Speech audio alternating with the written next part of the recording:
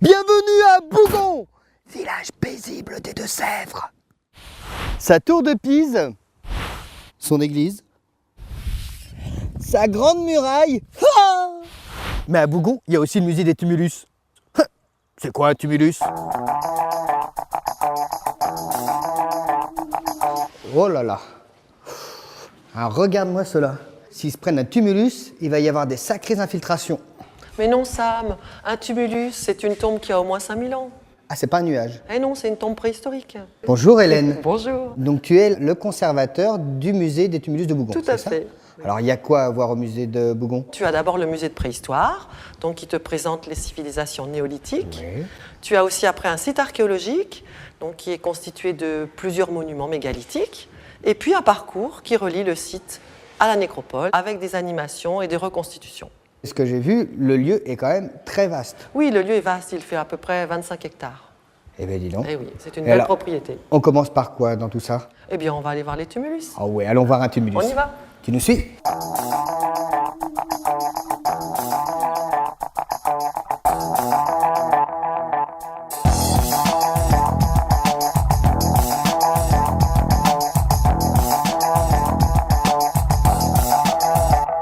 C'est ça un tumulus, n'est-ce pas Hélène? Oui, c'est un tumulus, c'est-à-dire que c'est une grosse masse de terre et de pierre qui est composée de parements, c'est-à-dire de murets, de façon à pouvoir faire une élévation assez importante. Regarde, tu vois comme c'est haut. Et à l'intérieur de ce tumulus, il y a toujours au néolithique un dolmen. Il est petit leur mur d'escalade.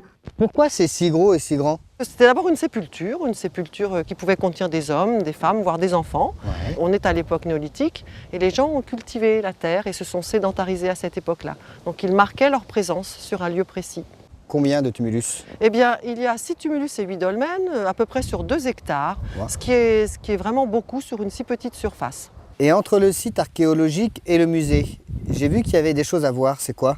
Eh bien, c'est le parcours de découverte. Donc il y a là des reconstitutions et puis aussi des animations l'été. Tu me montres? Oui, je t'emmène, on va voir. C'est parti. Tu nous suis?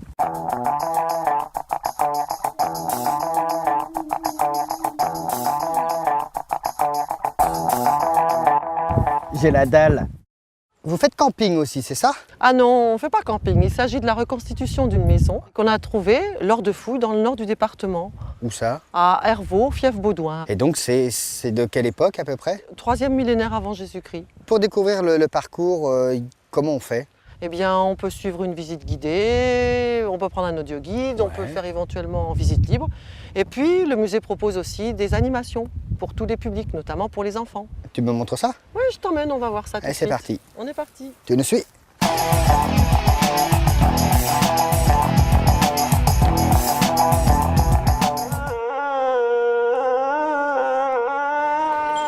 Tous les sons qu'on entend, ça vient d'instruments de musique préhistoriques. Oui, on propose un certain nombre d'animations, donc je pense que je vais te laisser avec Émilie, puis elle va t'expliquer tout cela. Très bien. Mais écoute Hélène, je te remercie pour cette petite visite et puis je te dis à bientôt. À bientôt. Bonjour Émilie. Bonjour Sam.